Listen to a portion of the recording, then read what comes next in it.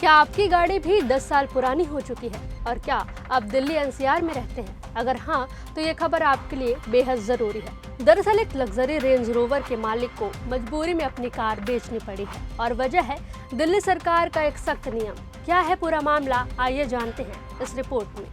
Social media पर एक दिल्ली निवासी की 8 साल पुरानी लग्जरी रेंज रोवर काफी वायरल हो रही है।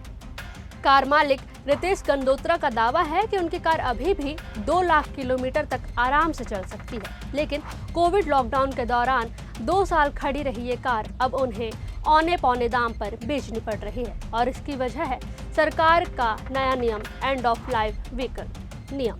दरअसल दिल्ली में अब 10 साल से पुराने डीजल और 15 साल से पुरानी पेट्रोल गाड़ियां एक्सपायर्ड मानी जा रही हैं। 1 जुलाई 2025 से इन गाड़ियों को चलाना गैर कानूनी हो चुका है। अगर आप भी अब दिल्ली में ऐसी गाड़ी चलाते हुए पकड़े जाते हैं तो 10,000 तक का जुर्माना लग सकता है। वहीं 2 पहिया वाहनों के लिए ये जुर्माना 5,000 है। इतना ही नहीं, इन गाड़ियों को पेट्रोल पंप से ईंधन भी नहीं मिलेगा।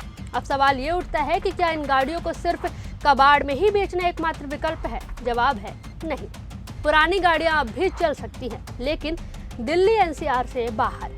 तो उसके लिए 2 रास्ते हैं। पहला, गाड़ी को स्क्रैप कराएं, आरटीओ से स्क्रैपिंग सर्टिफिकेट लें और चेसिस नंबर, जिसे वाहन पहचान संख्या VIN भी कहा जाता है, एक अद्वितीय 17 अंकीय कोड होता है जो किसी वाहन की पहचान करता है। यह नंबर वाहन के फ्रेम पर पाया जा सकता है और पंजीकरण प्रमाण पत्र और बीमा दस्तावेजों में भी दर्ज होता है।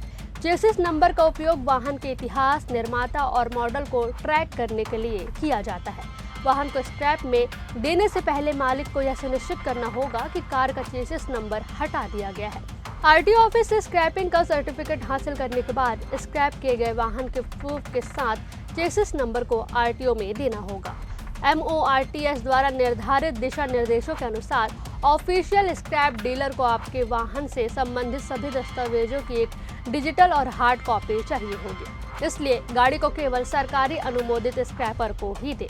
उसके बाद मिलेगा वाहन स्क्रैपिंग प्रमाण पत्र। वाहन स्क्रैपिंग प्रमाण पत्र एक आधिकारिक दस्तावेज है जो यह प्रमाणित करता है कि एक वाहन को कानूनी रूप से स्क्रैप कर दिया गया है और वह अब सड़क पर चलने योग्य नहीं है। यह प्रमाण पत्र वाहन के पंजीकरण को रद्द करने और नए वाहन खरीदने पर मिलने वाले लाभों, जैसे कि करों में छूट का लाभ उठाने के लिए आवश्यक है।